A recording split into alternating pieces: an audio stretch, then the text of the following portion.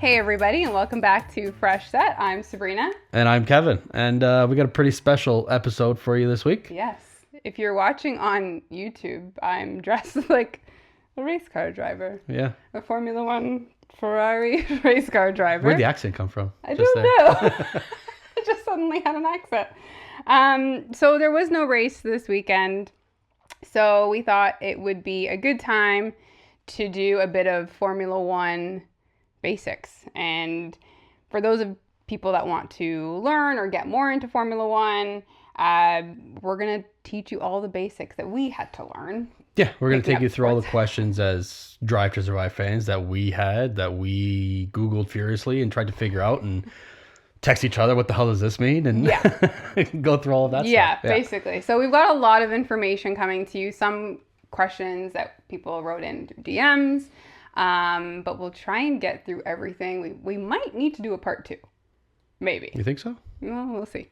Well, we're just going to go through it. We're not going to get too in depth here. We're not going to go through, regulation 18.3 and all that other crap. But we will go through the structure of the grid. We're going to go through what happens in a race weekend. Some terminology that you may hear throughout that you're like, what the hell is that? Yeah. Right. So, yeah. All right. So jumping right in, we have a little bit of history. So Formula One, the first Formula One race was in 1950. The group, that doesn't make sense. The current grid group of the current grid group, Ferrari is the only team that has competed in all races since 1950. So they're the seniors on the grid. Yeah, and I mean, when you look back, there's teams that have, I don't know if there's teams that have been there since 1950, but most teams have been in Formula One as a different entity. Right. They've been bought out, they've been rebranded, things like that. But Ferrari's always just been Ferrari. Yeah. Scuderia. Yeah. Ferrari. Scuderia. Sorry. There's the accent again. There's the accent back again. So going into, speaking of Ferrari, we're just going to go right into the teams. So people have asked how many teams there are, how many drivers there are. So we have 10 teams that compete every season, maybe 11. And I think there has been in the past 11 teams or 12, depending on what year it is and where the regulations were. We know Andretti tried to bid to come in for 2026. That was declined. So right now it is just 10 teams. We've talked about them before, but we've got Ferrari. We've got Red Bull, Mercedes, McLaren, Aston Martin, Alpine, Haas, Williams, Kick Sauber, which is formerly Alfa Romeo. Yeah. And will be in 2026 Audi. Yeah. Then we also have Visa Cash App Racing Bulls, which was formerly Alpha Tauri. So those are our 10. Those are our 10 teams. The current grid, 10 teams. Each team has 2 drivers or 2 cars on track, which means they've got 2 drivers. 20 cars on the grid. Yep. So in total, at any time, it could be different because cars could fall out of a race. But they input. But it's always 20 drivers. 20 cars, 20 drivers. Yeah. On top of the 2 drivers, there are reserve drivers. So a reserve driver is technically a third driver for the team. They will do testing. They help with car development for the team, simulations. And in situations like we just had in Saudi Arabia, where a driver is sick, or there is an issue with the driver that they are not able to drive, the main driver, they're not able to drive. They have that reserve driver step in. So we had Ollie Bierman, which we talked about a lot. On our last episode. He stepped in for Carlos Sainz. So, and it's fair to say that sometimes reserve drivers are just reserve drivers. They're just there as a team, like Mick Schumacher is in Mercedes. Daniel Ricciardo was last year with Red Bull. He didn't get a chance to jump in the car. And sometimes a reserve driver is an F2 driver, or they're in your junior program. Yeah. Right. So and that's kind of where Ollie was as well. So Ollie he's in F2, but he's a part of the Ferrari junior program, the academy. And so he was brought up he is one of their reserve drivers for 2024. Yeah. But he was brought up in that scenario. So again, the main grid, 10 teams, 20 cars, so 20 drivers, and then we have the add-on. So occasionally you'll see someone sub in from time to time. Hopefully there's not too much, but you also will see in some races that in qualifying or in practice, there will be a reserve driver that does that for the free practice for one of the main drivers. And a lot of that too is it helps them get their hours for their super license, which we're going to get. So the other question, I guess, leading into it was, how does someone become an F1 driver? Yeah. So there's no real straight line process to becoming an F1 driver, I guess. But you have to get a super license. Yeah. And a super license is a license granted by the FIA. And you have to get a certain amount of points in a certain amount of time to be granted a super license. And that could be through, driving in a different racing series, whether it's F2, F3, WEC, getting certain amounts of practice time with a team, hours in a car. But usually usually you'll see drivers come up through the karting ranks. Yeah. They've been in some kind of a racing series throughout their whole life. They've started as kids. Yeah. And then a lot of the current grid, actually, they all race together as kids. So, and usually it's somebody that comes from money, but then you have those standouts that like Lewis Hamilton, where they didn't come from any kind of money, they didn't buy their way in, or they didn't have a family member that could put in a sponsorship, and their talent stands out through that karting and getting their super license. Right. The super license was introduced in the early 90s, and then the only real change was the Max Verstappen rule, essentially, where now you have to be of a certain age. You can't just bring a 17-year-old kid like he was and throw him into basically a rocket ship. Yeah. And just for safety's sake, because that's exactly what he did. He went from F3, didn't even go into the F2 program. He was an F3 and went straight to F1 as a 17-year-old. And then that's where they changed. 2015 is where he was like, maybe you should get your real license first. And they changed that rule, so you actually have to be, I think it's 18 now, before you can get your super license and race in F1. Yeah. So, I mean, I think we see there's lots of clips, again, of I was going to say the kids. They're not that much younger than me. But of the current grid when they were young. Yeah. And we've seen the Charles and Max clips. We've seen George, and I mean, a lot of them are kids when like Fernando was racing in F1. They were still in karting and stuff. It's not a requirement to be in karting, but it would help. Oh, I think it's very helpful, because in karting you build your own engines. You put that all together. You understand what your car is like. Yeah. And then it's often where you watch an F1 race and you're thinking like, oh, well, this has too much understeer, oversteer, or back end, or whatever it is, and they have things that they have preferences for, and you're thinking, well, you're not the engineer. Yeah. But they know they know how to set up their own car. They know what they like, and they know how they like a car to respond throughout their experience. Yeah. Especially through karting, right? Yeah.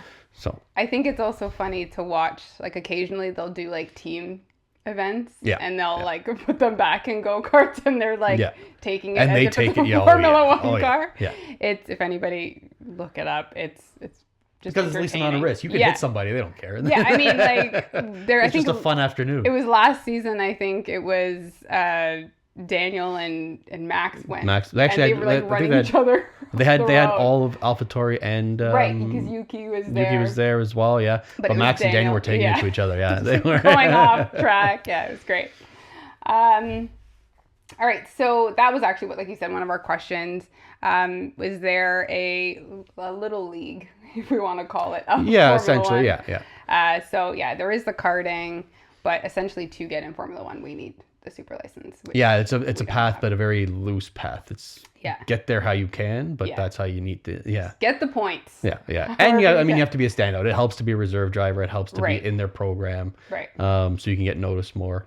But for super license, you just have to find those avenues where you can get that super license and then be a standout, essentially. Yeah, and I mean, I think we could, like, Nick DeVries, he had so much talent in other aspects that he was able to come into Formula One. Yep. Took him a while because he was, I think, 28 by the time he was in last season, but it didn't help in his scenario. Doesn't take away from what he did. No, he had the talent, he had the super license. It just you can get all the points you want. Doesn't mean you're going to be a good driver. It didn't work for him, and we have some people that it just works. They phase out. Yeah. Okay, so now we are going to jump into a race weekend. A typical race weekend. What you're going to see weekend. Usually. So we've got, during a weekend, it usually starts on a Thursday, let's say. Yeah, they'll show up on a Thursday. Yeah. Like, that's where you're going to see everybody kind of come together. I mean, Thursday is more of a media day. Yeah. Where they're going to start to, ask questions of what happened throughout the week and how they feel about their cars and, meet the fans. How they can be better or continue to be good. Yeah. This week and how the track's going to be different, how they feel about all that. And that's usually where you're going to get a lot of the team principal interviews are going to be on the Thursdays as well. Those are interesting. Those are, yeah. Interesting to watch. They randomly just have beef with each other. Yeah, like, just out of the but blue. You'll notice it also carries over from the week. If there's an incident the week before, where that will kind of carry over too. Yeah. Which, same thing with them. A lot of them, they're friends. They've all gone through this together. So is it always like actual beef? Yes, I think so. No. Yeah, I think they can. Yeah. But I mean, we did see, if you watch Drive to Survive this season, I mean, you see that Fred and Toto are quite friendly. Yeah. Which Toto has no problem giving them little jabs and pissing him off a little bit more. Yeah. Right. And you saw that after the Vegas race, right? Right. Exactly. So, but then you see like Toto and Christian. Sometimes it's a little bit more heated, you'd say. Well, usually, yeah. But then I think there's a lot of respect that comes behind it too. Yes, I mean, there's no love lost between them, but there is respect. Of there's course. a lot of respect. You have to respect that there. Maybe not so much right now, but that's for a different reason. Oh, I still think they hate each other. Yeah. All the drama going on. The team principals do their meetings on Thursdays. The drivers do their driver meetings, which they usually split up into like 6 and 6. Something like that. Yeah. They pull in random drivers to do it. And then we go into Friday, which would be the practice day. So it's called free practice. So you'll see FP1, FP2, and FP3 falls on a Saturday morning. Yeah, there are typically 3 1-hour practice sessions and you generally, between the 3 practice sessions, they're looking at different parts of their car setup. Yeah. Right. So usually on FP1, they're going on, they're just trying to get a layout of the track, usually, see how their car fares in it, see how it's, their suspension setups working around it. Yeah. They're not racing. They're not really trying to, go all out and see how they're going to fare. No. But they'll save that more so for FP2, where they'll leave that as their longer stints, where they're going out and trying to see how their car fares in higher weights, like with full tanks and fuel efficiency, maybe a different tire compound. And then that'll be the Thursday. Thursday is fairly uneventful. Not much. Yeah. That's FP1 and FP2. Sorry, Friday. Yes, my mistake. Sorry. Thursday if it's a Saturday race. Right. I'm not technically wrong. I've been wrong enough today. I don't need to be.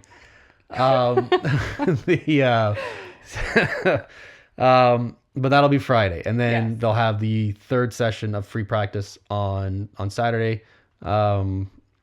Before qualifying, probably a few hours before qualifying, and that's where they're going to fine tune their car. They're going to take their data from the Friday afternoon or morning or evening, whenever they're doing it, and they're going to do shorter stints. They're going to get their car race ready for qualifying. Yeah, which is in a couple of hours. Yeah, exactly. Yeah, so they're going to take all that data. Sorry, go on. No, go ahead.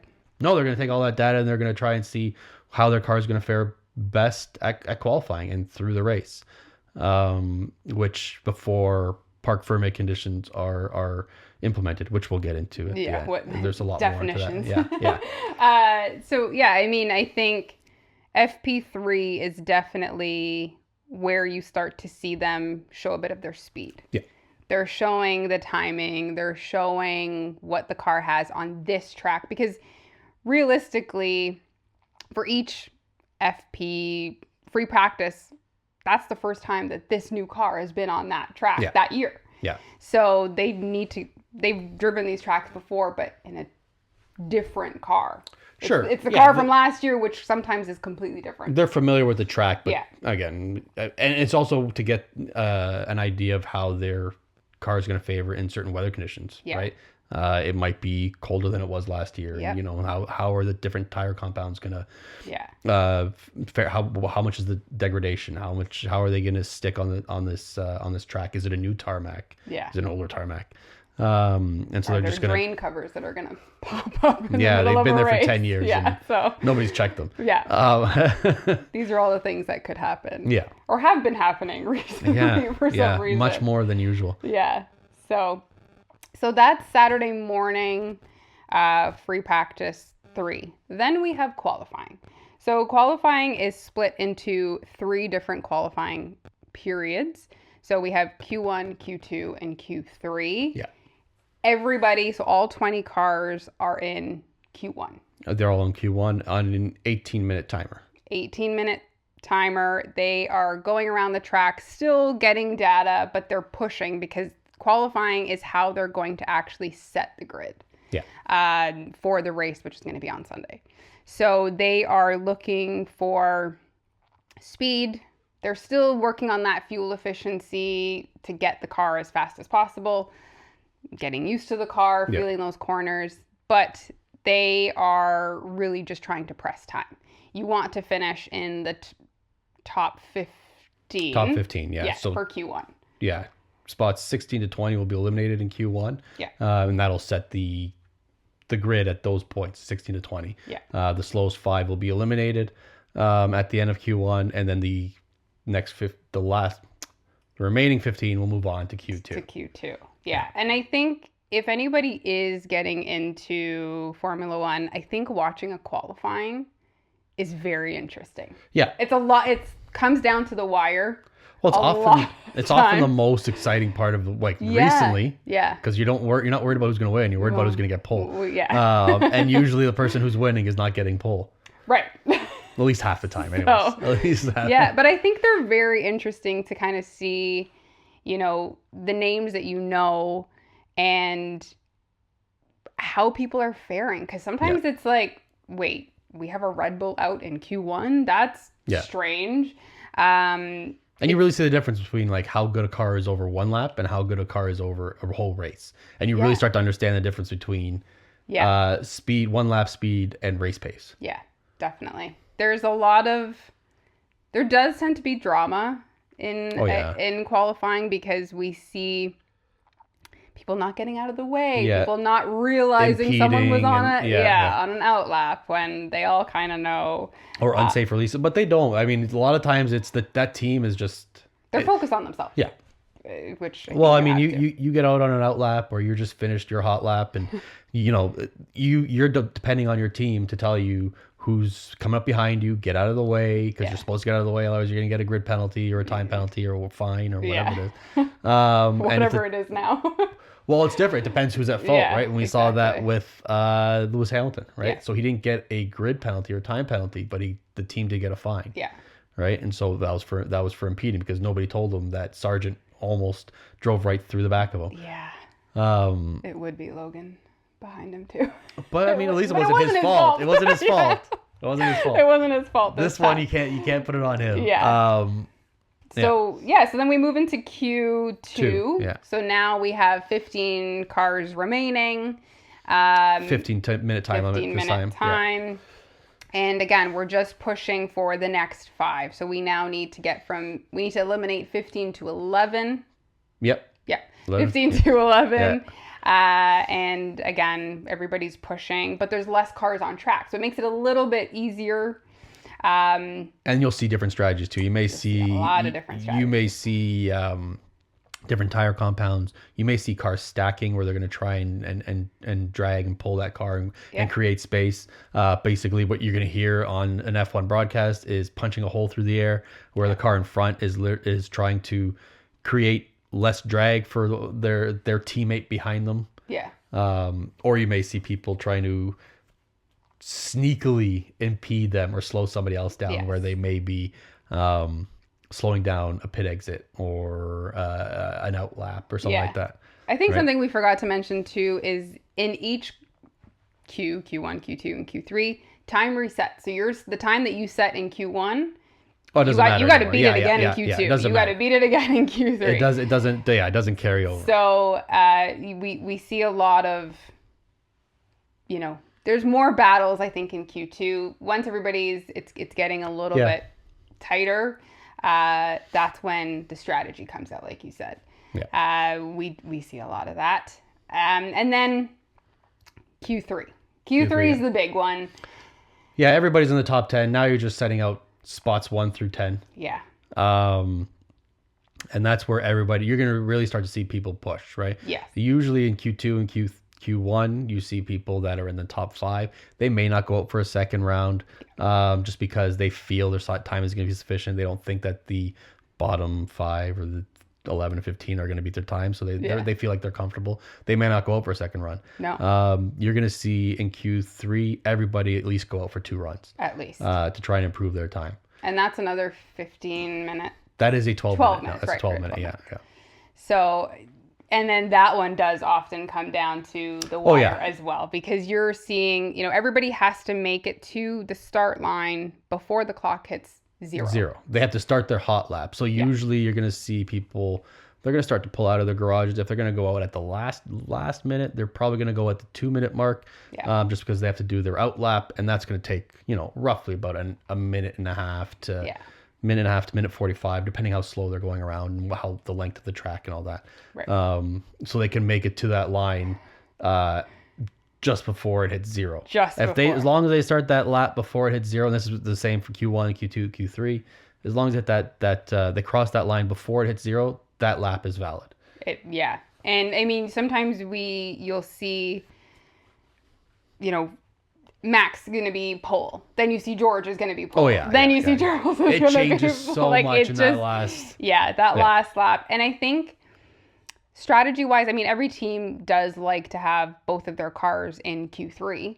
Yeah. But I think from a strategy-wise as well, doing that drag of punching the air, you do want both drivers so they can maybe help each other. They can see somebody else is a little bit on another team, they're split. Their drivers are 2nd and 8th right now. If you can split them by putting your drivers together and pushing that drag, it'll you'll see that a lot more, especially when you get to the tighter races in the drivers' championship. Yeah. Where you want whoever that teammate is has a chance to pass somebody else in that drivers' championship, where they want them to get those extra points. You're going to try and pull that teammate along. Yeah. Although it was interesting, actually the last race in Jeddah, they were saying that it doesn't make any sense to start pulling anybody or to creating creating a tow for your driver, because there's so many corners. It doesn't really make a difference. You want to run your own race. And it's still dirty air in a way. Yeah, it depends on the track. Most of them you're going to see that, but I guess Jeddah just isn't. Yeah. Funny enough, this week I actually was watching, I can't remember what year it was, but it was the Nico Rosberg, Lewis Hamilton, Monaco race where Nico drove off in Q1. Oh yeah, what accidentally drove off and his car wouldn't brake into the corner, so it didn't allow Lewis. It created a yellow flag, so it didn't allow Lewis to finish his lap, and it ended in. Rosberg somehow got pole in that race. It just happened Just happened. His car didn't work in that scenario. And that comes into the rivalry. But also the strategy as a driver. And if you have 2 drivers that are that close. Yeah, and I mean, something that a lot of people might not know is they were on the same team at that point too. Yeah, so even though it's a team sport, people do drive for themselves. Well, yeah, it is a team. It's a team that puts out two drivers on track. Yeah. But the one thing you're going to hear in F1 is that you always want to beat your teammate. You always want. Even the drivers say it. Doesn't matter how good of a friend you are. You always want to beat your teammate. Yeah. That's the first person you want to beat on the track. Yeah, you really want to. So, I think it was funny that it came up this week, and I knew we were going to talk about it. But, all right, then we have another interesting thing that happens on weekends is sprints. Yeah, happening 6 times this year. Yes. 6? Yes, 6 times this year. Yes, our first one is in China, I think. Yes. Yeah. Yeah, so it's the week after Japan. 5. Yeah.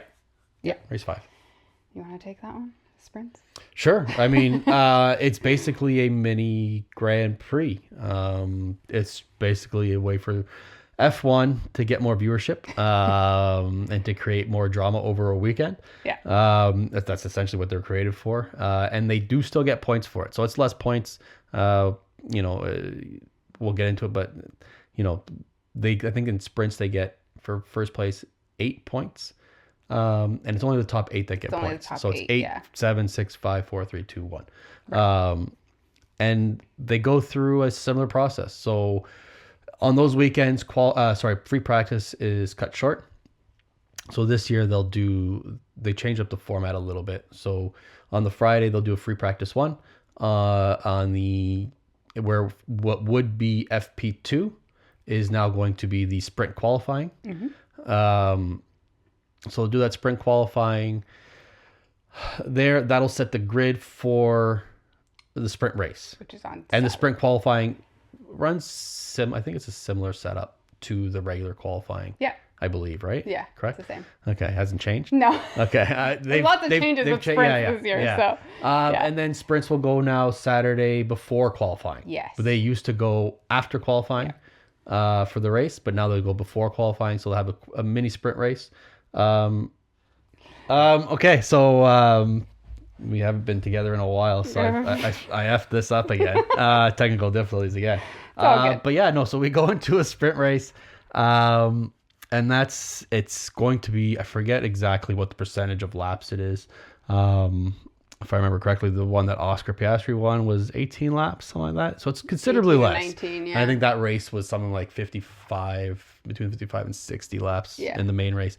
So it's something probably around a quarter of regular races. And it's nothing but just getting more excitement into the weekend. Yeah. I think what will be interesting this year is what happens now when you have an incident on track and that car's not ready for qualifying. Yes. That's where I was like, this is going to be juicy. Because I don't know how time-wise, what they're going to, how many hours in between. Because usually they have a whole night to fix a car, but now they've got to fix it. Well, I can in the kind of find out for you here, but you can keep talking about it. Okay. Yeah, if you've got it. So, just to throw that out at you. They do tend to be a little, I think they're more exciting because they're quicker. Yeah. Certain teams, that are there they're typically good on a longer stint, are having to perform in a shorter amount of time. Yeah. Or teams that are really good in a short amount of time, they are able to actually be successful in a sprint. Well, yeah, and you're not looking at you're not looking at a team that's going to be able to develop a lead and get a pit stop and not have anybody close to them, right? After 50 laps or whatever. Yeah. You're looking at, you usually don't even have a pit stop. You're usually going for a quick run, a sprint, essentially. It's a sprint. Like running. And so it's just like, how fast can you go? You're not really able to build a lead unless you're Red Bull. Depending where you start. Unless you're Red Bull. So if I'm looking at this, the first race actually in China, for us, it's at 3 a.m. qualifying, and the sprint would be at 11. So you only got 4 hours difference. The sprint actually ends at midnight. Around midnight.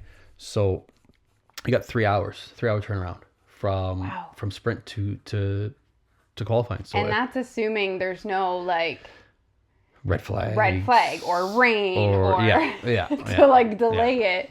So you have further. I mean, if somebody were to get into an accident and they had some repairs, you're looking at maybe like halfway into the race or something like that. So you've got like 3.5 hours at the most to turn around. To fix your car. And that's hoping you don't have a ton of damage. Right. I would want to be, I'm not even going to say it.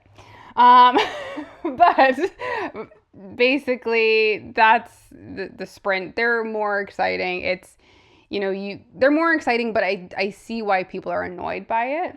I like them. I just don't see a purpose to them. Yeah. It's more money. Yeah. More drama. Yeah. But I think they are exciting. Yeah. Especially when you have someone get ahead of Max. Like we have, Oscar winning his rookie season last year. Had that been a real race, he wouldn't have won. He wouldn't have lasted. There's no way. So the car is just not built for. At that time, the car was just not built to go long periods. But I don't even think he qualified well in that sprint qualifying either, right? So it happened to how it unfolded. And I mean, Max would have caught him eventually had it been even 3 more laps. Well, Max finished second, right, in that one as well. So even if it was just a few more laps, he would have caught him. But I think sometimes in a sprint, you get to see you get to see other teams shine a little bit. Yeah.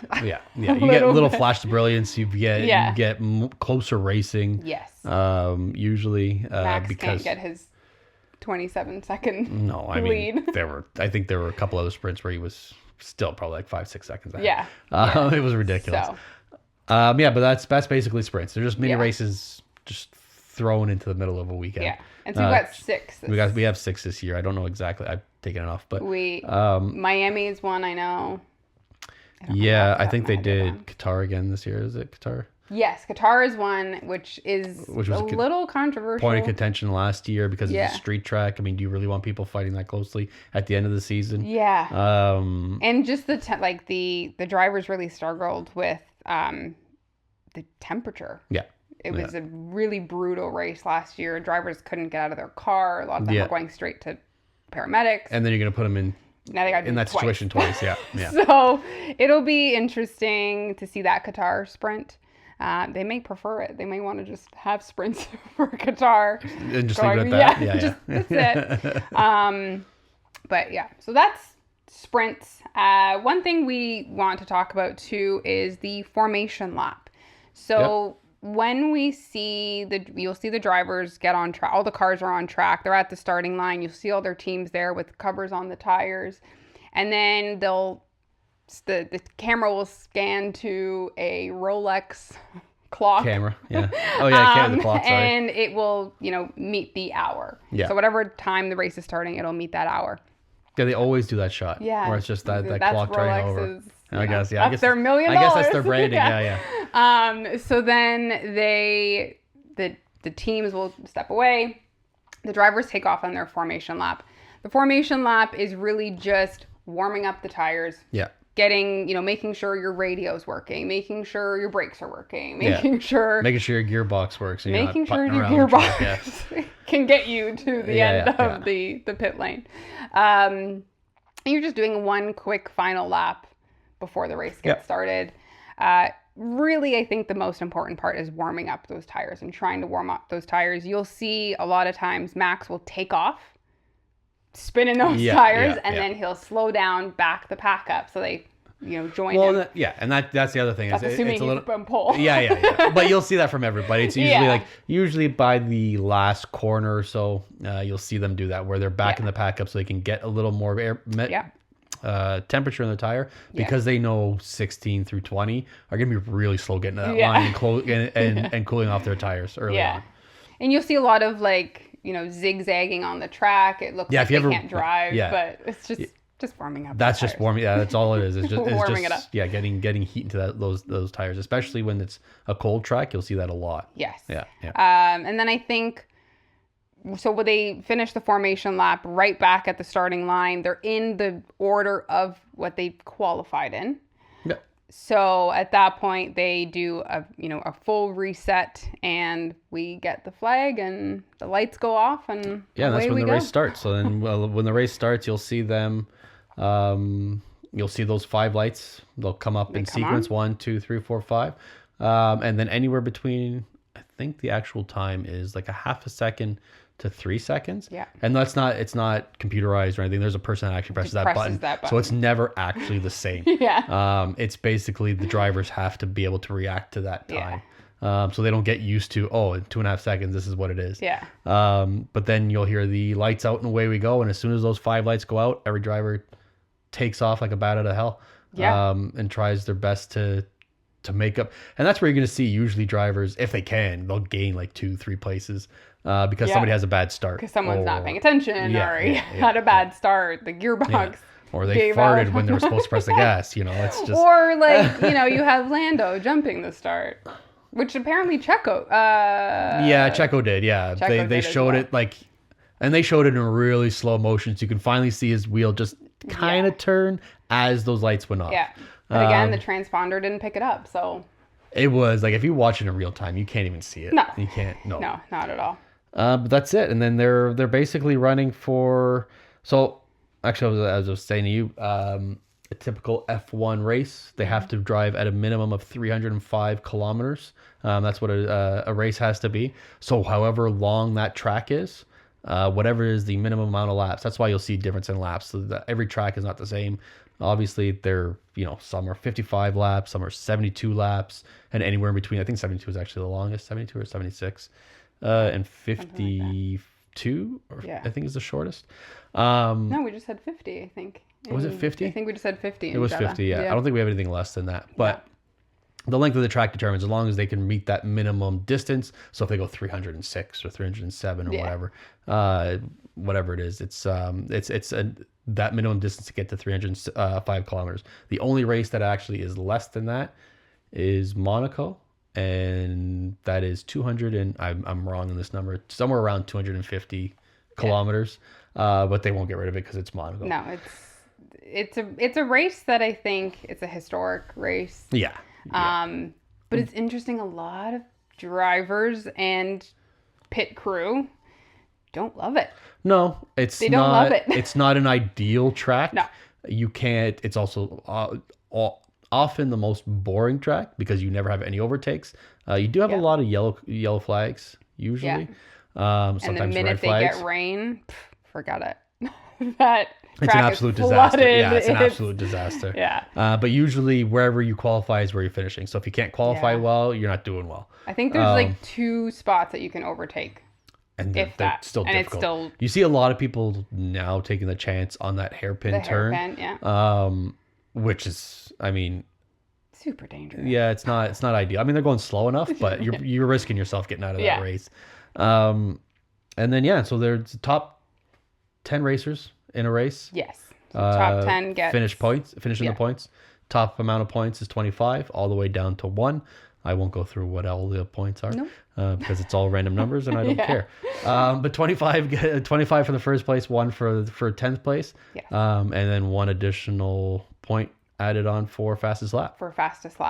Yeah. So fastest lap only works. You only get fastest lap if you actually finish in the top 10 If you actually finish top 10, If you finish 11 to 20, it's useless. You don't get anything. But what you do, if you do get fastest lap and you are in 11 to 20, you take it away. You're taking it away from somebody. Point. So you're taking a championship point for somebody else. So which is why you've seen Zhao do it a couple times where he's going for fastest lap. George and used he's to do in it. 13. Yeah, George used to do it at Williams. Where the car may be fast and they put on those soft tires, which I'm going to talk about in a little bit, but they put those tires on and they just want to get the fastest lap and they're just taking it away. They just want to, they're just being like, I'm taking my ball and I'm going home. Exactly. F everybody else. They get the record of... If they do a record in that. Yeah, fastest lap. Yeah. And we're not over it. So no. This is I was like... No, I was just checking. That's staying in, by the way. Okay.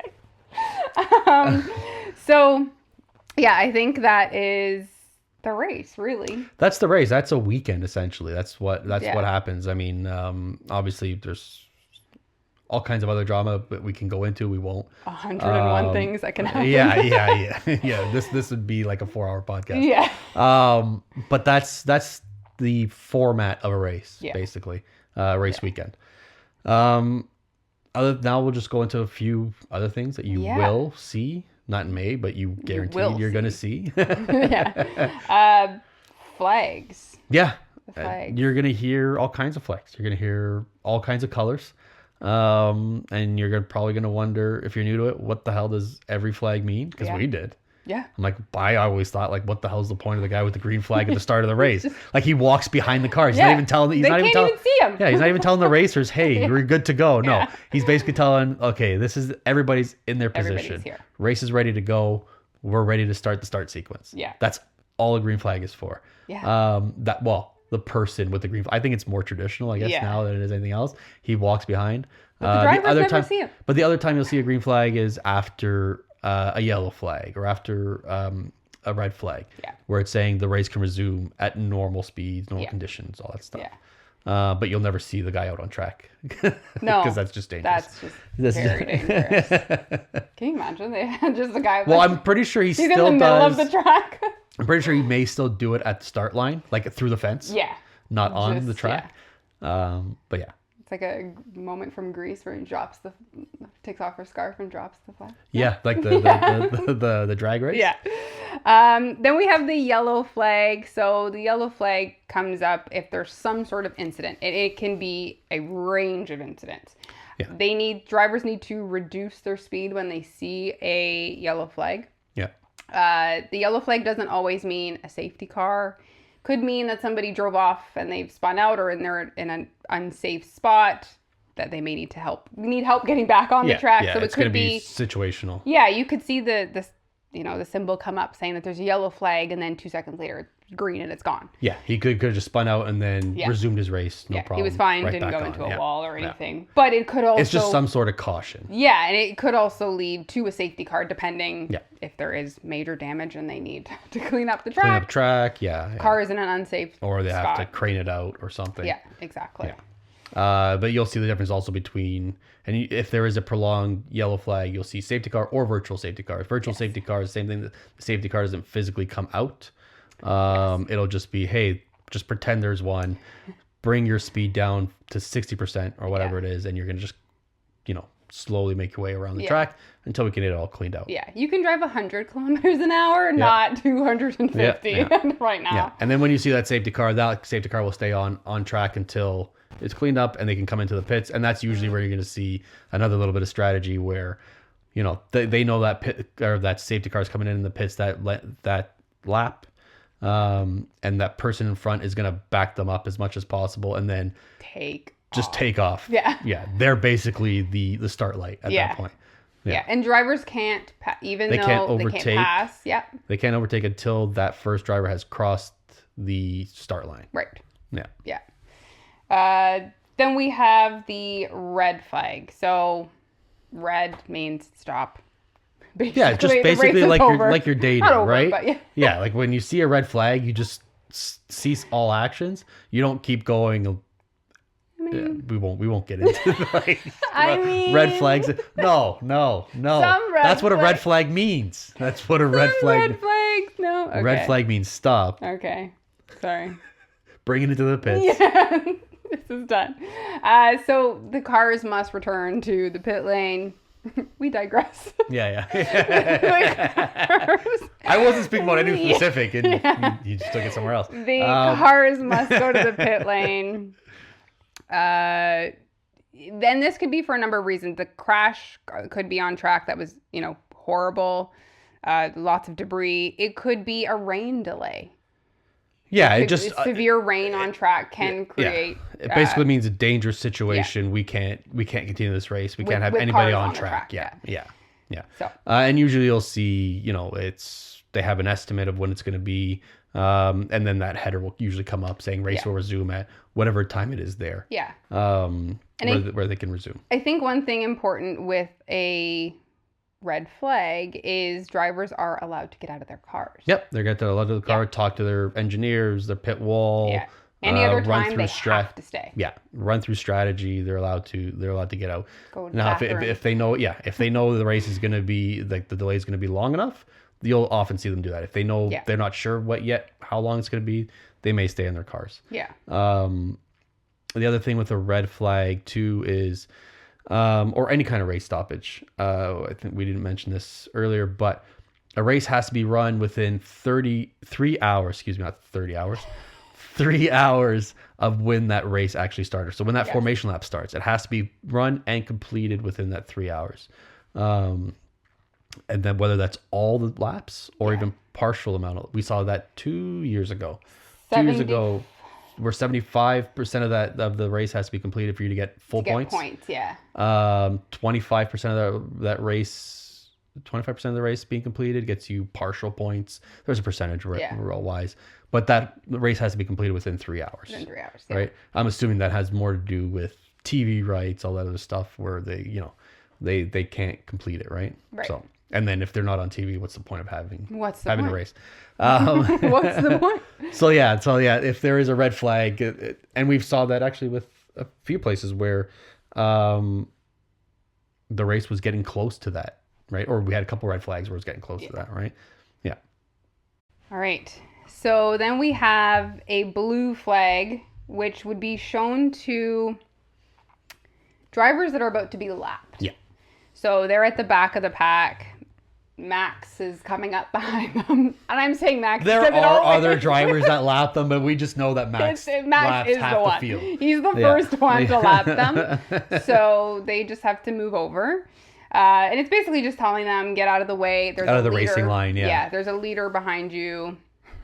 Drive faster. Yeah. But yeah. You'll see blue flags make more of an impact when you have, second and third battling for position, right? Yeah. Like, you really want, and a lot of times some guys will use that as their advantage. They'll try and pass somebody before they get into like a chicane or something like that. So it backs up their follower a little bit more, and they can probably push themselves out of a DRS position, or or just give themselves a half a second more. Right.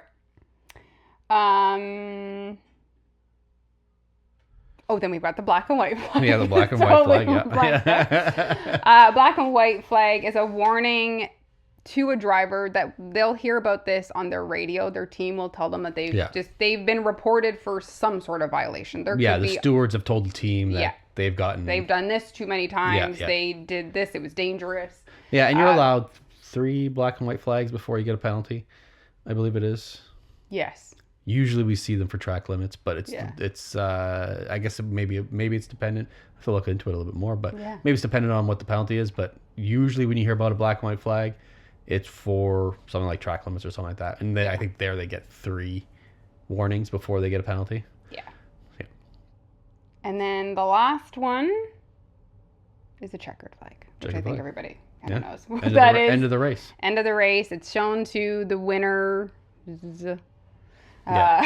Usually the winner sees it unless you're in the F1 Academy, where you just didn't pay attention, and the team didn't tell you. Yeah. And you had your race. She saw it. She saw it twice. She got that. But did she actually see it the first time? She got it. She didn't see it. She got it. I don't know if she saw it. She didn't see it, but she got it twice, and then it got taken away from her. But it just symbolizes the end of the race, really. Yeah. Yeah. So, which we've all seen the checkered flag. It is on my pants. Yeah, you usually won't see it on somebody's pants. No, it's on somebody's pants. Yeah, it's not Sabrina waving her legs outside the Just trying to get attention from the drivers. Jesus. Okay. So that's the flags. Yeah, those are the flags. And that's another red flag. Stop. Just stop. I need to take my own advice. So I digress. With that, Jesus Christ. With that, we'll go into the other most common part you're going to see in a weekend. Yeah. And that's talk and endless talk and more talk about tires. Tires. Being probably, other than an F1 engine and a driver, the most important part of a race. Is the tires. Yeah. And it's fun, like in our logo, Fresh Set Podcast logo, we have 3 tires. If anybody paid attention, they are 3 different colors. Yeah. One is red, yellow, and white. They actually mean something. Being red, yellow, and white actually means something. Different compounds. Which I didn't realize. F2 still has like ultra softs. There still is a pink tire. Oh, I didn't know that. I was watching the qualifying and I saw an ultra soft tire. I'm like, Well, today we're only going to go over. Yeah, we're only going to go to 3 that we see. Well, yeah, there's 3. Oh, 5. Sorry. Yes, you're right. Sorry. Excuse me. There's those three. Then there's two other ones that are a little funny that we don't always see, situational ones. So the first three, like I said, are red, white, and yellow. The red is the soft tire. It is the slickest, the fastest, the grippiest. Yeah. It is not going to, unless you're Max and you're in first, it's not going to last as long as the other Soft usually doesn't last as long. No. But he's not battling anybody. I was just making my own joke there. I was seeing if you're going to get it, but apparently just fell on deaf ears. Anyways, it's the PG podcast. It is not. What did I say? Not. I was just saying facts. Facts, that's all. Facts. You lost me. Just. So, they're not going to last as long. See, now they can't even say it with their face. You can say this now. So they're not going to last as long. And that's very true. So they're usually going to last around 20 laps. And that's going to be anything we talk about here about length of tires. That is all going to be dependent on track temperatures. Yeah. How many turns there are in a track, how many high-speed corners you have, things like that. Things are going to degrade a tire even more. Battles, but roughly about 20 to 25 laps, I guess. Actually, maybe even 18 to 25 laps. Yeah. Depending where you are and how long the track is. Yes. Going back a little bit to getting that fastest lap. To get a fastest lap, you're going to throw on those soft tires. Usually, I think they had the... Oh, no, fastest lap. I'm thinking of qualifying. I think we had to say fastest qualifying this year on a medium with the tire. Mediums, yeah. But if you're trying to steal something from someone, you're going to throw on those soft tires. It's just going to, Well, that's the thing too. Yeah, at the end of the race, like you don't care about your tires. No. Those are getting tossed anyway. So you're just gonna go as fast as you don't care how long they last. You're just going for one lap. Yeah. Exactly. So then we have yellow. So those are the medium. They're not super fast. They're not super slow. They're just your average Formula One tire, not a regular car tire. Your average Formula One tire. They're looking for speed, but a bit of durability, time. They're going to last between that 20 to 40, again, dependent on battles on track. If you're in clean air, clean track, last a little bit longer. You're not defending a little bit or extra. Right. Defending is very hard on your tires. Yeah. So if you're not doing that, that'll help them last longer. But again, heat, just going off track. If there's gravel, that's going to ruin them. Yeah. So then we have white. So white is the hard tire. It is the longest lasting, but also considered the slowest. Slow. Yeah. Well, they're not as grippy as a soft tire or a medium.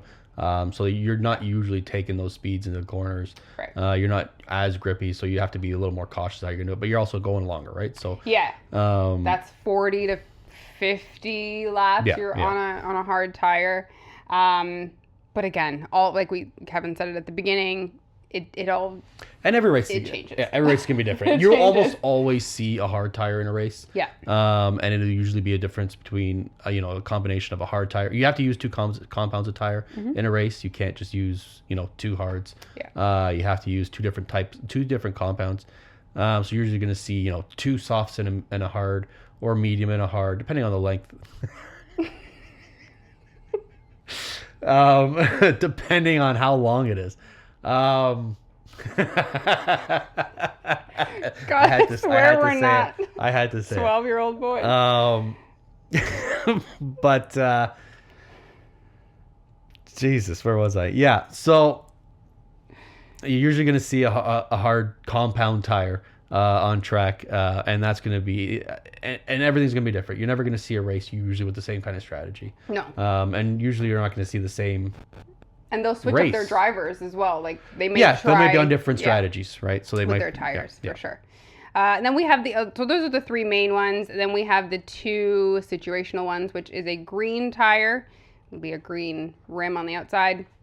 That's the intermediate. So that's it's raining, there's a little bit of water on track. Yeah, there's some water that it's the running slicks away. can't. Yeah. You don't need a full, wet tire, but it has more grip. You'll see, Grooves. more of a tread it.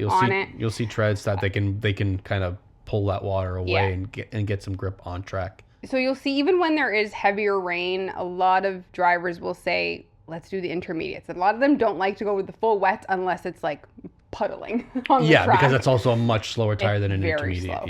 Yeah.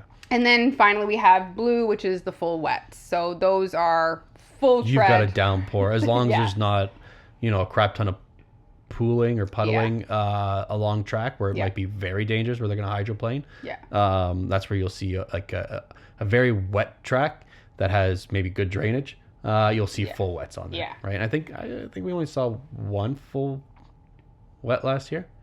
Monaco, no? Yeah, I think it was Monaco, wasn't it? Yeah.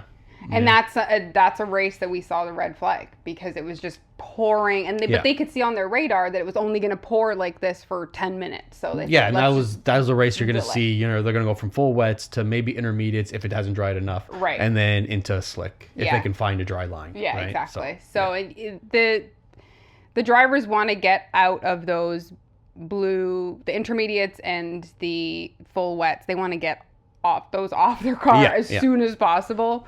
And having the cars continue to go around is going to help the track dry. Yeah, you'll usually see the leaders in a race stay on those longer than somebody who's taking a chance at the back, because everybody else has already started to push that water away with their tires. Yeah. And they're going to, what do they have to lose? They're going to try it on a slick or an intermediate. They're going to try. Yeah.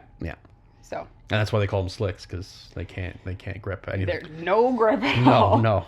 But yeah, that's basically tires. Yeah. So with that, we go into Parc Fermé, which we mentioned earlier. Yeah. You'll hear that a lot, and I had no idea what Parc Fermé actually meant for a long time, because I heard it and I'm like, oh, they just, It's the place. The first time I actually really paid attention to it was when, was it Lewis that touched the Red Bull last year? I believe it was. Was it Matt? Yeah, it was Lewis. So last year or the year before, it was one of the years where Lewis was obviously pining for a faster vehicle, faster car, and the vehicles were in Parc Fermé, and then Lewis touched the wing like it was just innocuous. There was nothing to it. It wasn't really doing anything. He just touched it. But one of the rules in Parc Fermé is you can't touch a vehicle. You can't touch another team's vehicle. Yeah, you shouldn't be touching. You shouldn't touch it anyways. But keep your hands to yourself. Yeah, this is. So don't touch what's not yours without consent. Exactly. So he did that, and then he got a penalty for it. Yeah. But that's and that's when I really actually noticed and started to pay attention to what Parc Fermé was. So there's two different things, and I have to read this one because sometimes it's very technical. Okay. But Parc Fermé is basically the French term, means closed park. Yeah. So when you're parked there, that's it. Can't touch it. Nobody can touch it. Don't do anything. It's referred to an area determined by the FAA where no work on a car can be done, and has to be checked by scrutineers and inspected. So certain points throughout the weekend, after qualifying, certain amount of cars might be called into Parc Fermé where they can be checked. We saw it last year with the floorboards. The planks. The planks on. It was on Lewis's and Charles and Paris. There was a Red Bull in there. Yeah. That eye twitch was weird. It looks like you're having a seizure. And they found that it was thinner than they were supposed to be. Yeah. So maybe it started thinner than it was supposed to be. But they'll scrutinize the car, scrutinize the wings, suspension, things like that. And then Parc Fermé conditions, yes, are enacted as soon as free practice 3 is done. So once you're done free practice 3, your setup is the way it is. You can't touch suspension. You can't touch anything else. That's the way it has to be for qualifying and the rest of the race. Yes. And then there's a difference between Parc Fermé, which is an actual parking lot for certain cars, or Parc Fermé conditions. And when it's conditions, the car can be in the garage. Certain things, like if you had destroyed your car in qualifying, you can rebuild the car to the specs that it was at Parc Fermé. Right. When Parc Fermé like in pre-practice, whatever. Yeah. But there is a scrutineer in each garage to make sure that the teams don't make any other changes, that nothing is done outside of the regulations. Right. And I mean, sometimes these people are having to stay all night because a car is that damaged and the crew's got to work on it. So and a scrutineer's there watching them. Yeah. And Parc Ferme will last until the race start. Yeah. Right. So that's basically what Parc Ferme means. Yeah. Nothing can be done outside of the original setup. There are certain exceptions, but you don't really see those a lot. Yeah. Right? Like there's certain things you can do. Changing out a gearbox, you have to change out the gearbox, but you can't change suspension setups to get more downforce in the middle of between qualifying thing. Yeah. In between races. Yeah. And that's Parc Ferme. Okay, cool.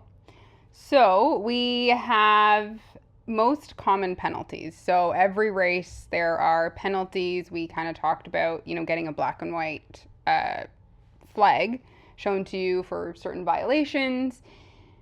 But there are penalties to go along with that before we get to the black and white. Yeah. Even sometimes you don't even get a black and white. You can just get a penalty. Yeah. Depending what the infringement is. Yeah. Right. So we just want to kind of talk about some of the stuff that you'll hear if there is a penalty. More common. Almost every race. Every race if Phil Kahn is there. Poor guy will just it's K-Mag this year. K-Mag this year is just getting penalties left, right, and center. He's just that in Mario Kart, that big bullet that goes through everybody? That's who he is this year. So the first one, which you kind of, Parc Ferme kind of piggybacking off that, is, changing engine parts. So let's say the team has decided that they want to revamp their engine between races. They can do that. Or they blow apart. Right? They can do that, but they're going to take a penalty. And in this case, usually it's a grid place penalty. Yeah, depending on what it is. Like they've changed it this year or next year. You're allowed a certain amount of power units. You're allowed a certain amount of gearbox changes. There are other things too, but those are the two common ones you're going to see. And if you exceed those, and we saw it last year with Carlos, right? He had, I think it was the power unit that got him in trouble. So he had with the drain cover that came up, destroyed his power unit. Essentially, he had to change out his power unit, and that caused a penalty for him because he had already used up the amount of. I think it was three last year. I think they changed it to four this year. But yeah, so if you exceed the amount that you're allowed to change out for the year, that's where you'll get a penalty. And sometimes there'll be 5, sometimes there'll be 10. Usually that's about the average of what you're going to see, right? 5 and then the occasional depending what pit it is. lane. You start from the pit lane. Yeah, that's the other thing. Yeah, if you have to change something in the middle of, you couldn't make qualifying or whatever because you had to change parts, you'll have a pit lane start, and that will be the race starts. And then once everybody's past the line, then you can slowly make your way out of the pit lane. Yeah. And start 20th. Yeah, it's terrible. Awful start.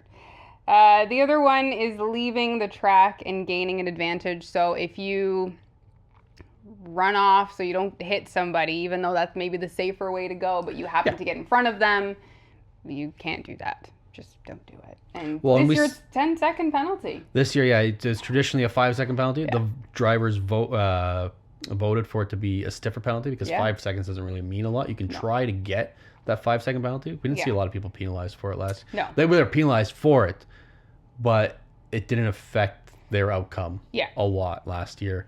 Yeah. But actually this year we saw both ways of serving that penalty. Yes. Last race. Yeah. Right? We had K-Mag last race who basically took a line that he wasn't able to brake properly. Yeah. Overtook Tsunoda because he just drove through the chicane. And he's supposed to give that place back. So there is like a forgiveness period for it. Like you can give that place back without a penalty. But like, if you don't, real quick. If you don't, then you're going to get a 10-second penalty this year, which he did get. And he said, too bad, I don't care. Yeah. But then you also saw it with Piastri, right? Piastri was fighting Hamilton for several laps and always trying to pass him, taking the corners with a lot of late braking. Not enough to pass him. No.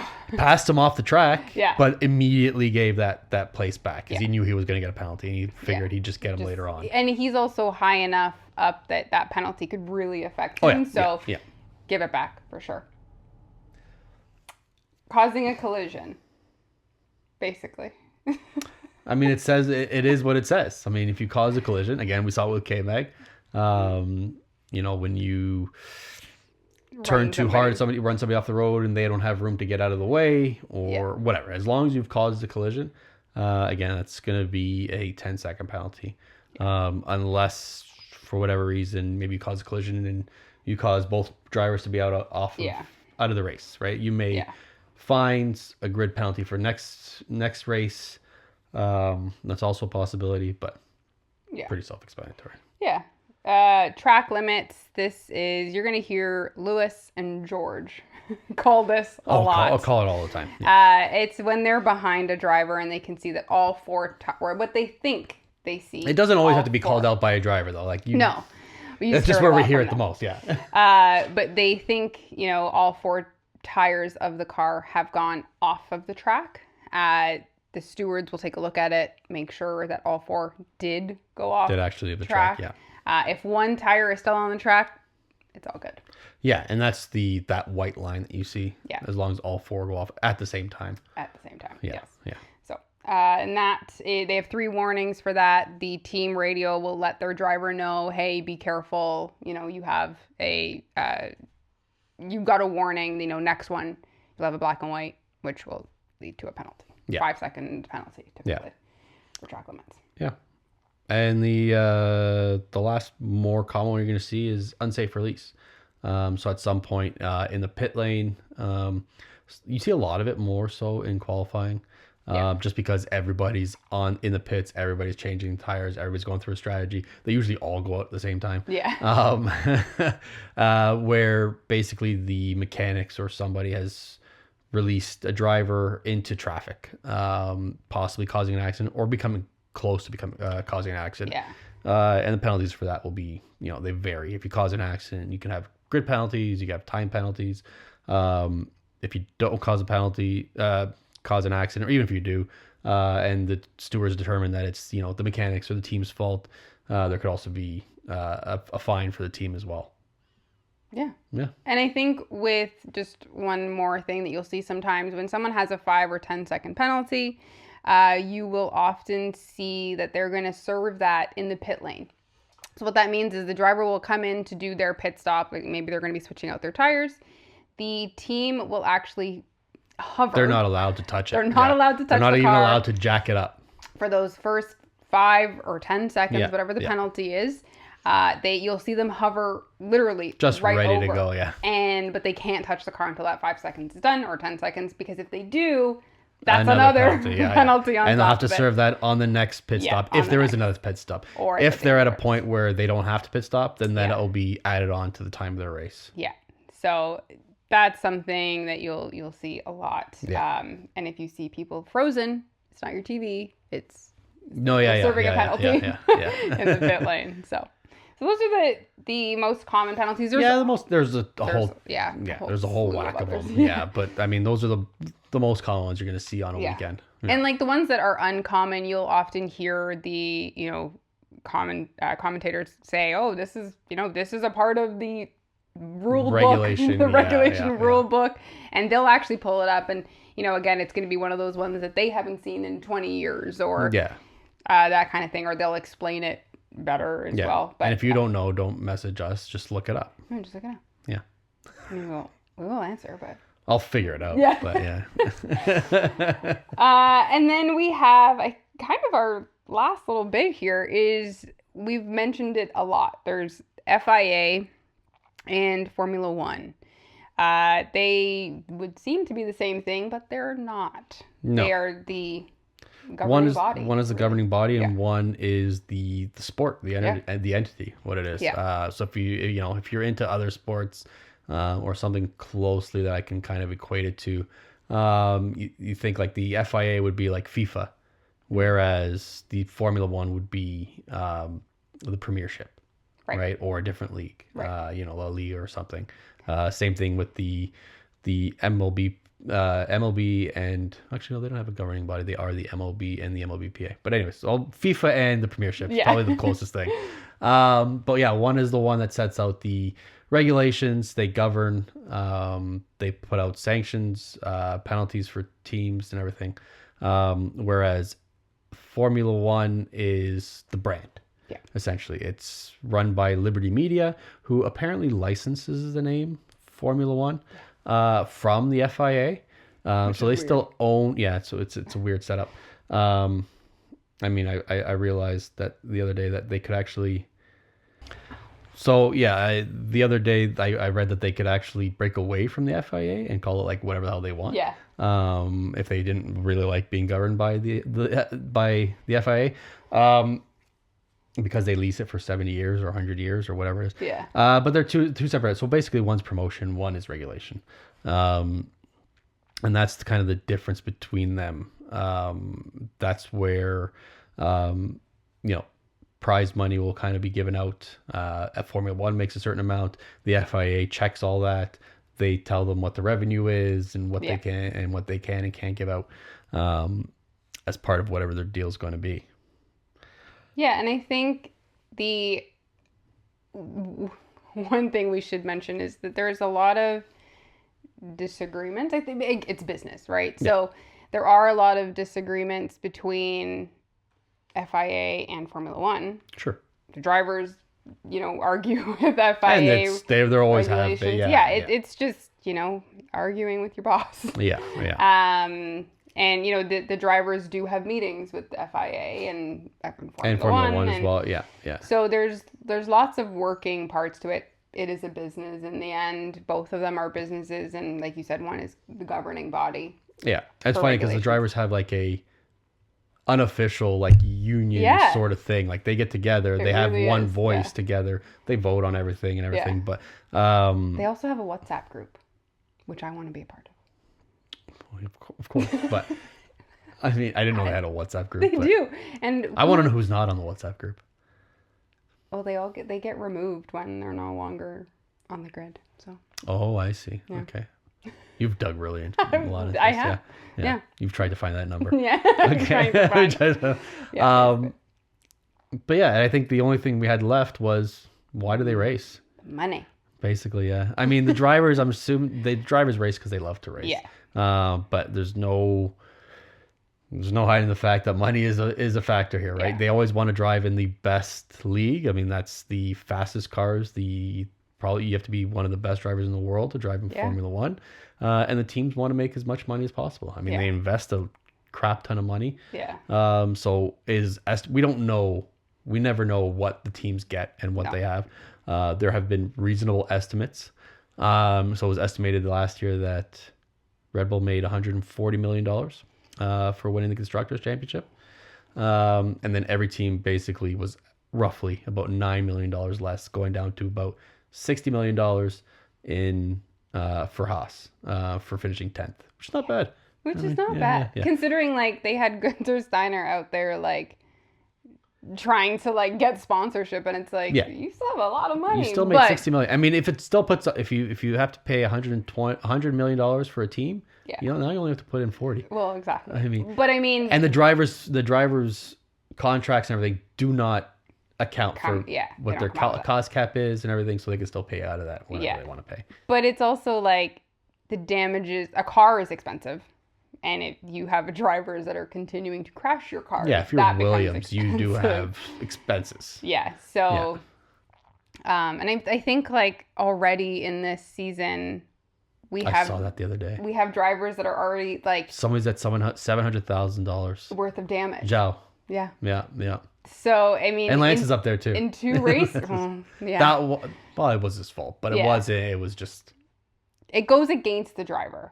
Even though it's not necessarily the drivers have to pay it, but it goes against their name. They keep those numbers. Yeah, 100%. It goes against their name, but. Yeah, well, if I'm renewing a contract for a driver and they make $3 million a year and they've cost me $1.5 million in damages. Sometimes you got to do the math. You're out. Yeah. So I think that's the the important thing with the prize money. I mean, it is important. Oh, everybody's sure. in there. I think they're all doing it because they love it. It's dangerous. Absolutely. I think everybody's in it, other than maybe a team owner. Everybody's in it because they love. I mean, they have to love the sport too if they're going to put that much money into it. But it is probably the biggest. Like F1, I believe, is the biggest, the most profitable revenue wise of all leagues. Like when you look at like Makes Premiership, sense. Yeah. MLB, all that stuff. Yeah. They are the wealthiest of all of them. Makes It is. I mean, you're looking have at to it. have- You're yeah. looking at it as like a club essentially, Yeah. right? And so they're the most worldwide of all Yeah. club brands, I would say. I would probably. I think the only closest one would probably be something like Real Madrid, I was gonna say Champions the League. Yankees, Yeah. you know, Oh, Yankees. things like that. Yeah. You know what I mean? So Yeah. yeah, So, I mean, that's our Formula One 101. 101. Yeah. We did have a couple of other questions that we may bring into another episode. Yeah, those require more research, Yeah. technical research. And that I think have we to- could talk about, there were cost caps, or are cost caps. Arcus, yeah. There weren't previously, or they were a little bit different previously, and I think we can talk about that on another episode for sure, and kind of talk about the regulation. The question was about regulation changes that we've kind of mentioned on other episodes that are coming in 2026. We haven't forgotten about you, Sierra. Yes. So we will definitely do a little bit more research just so we can be.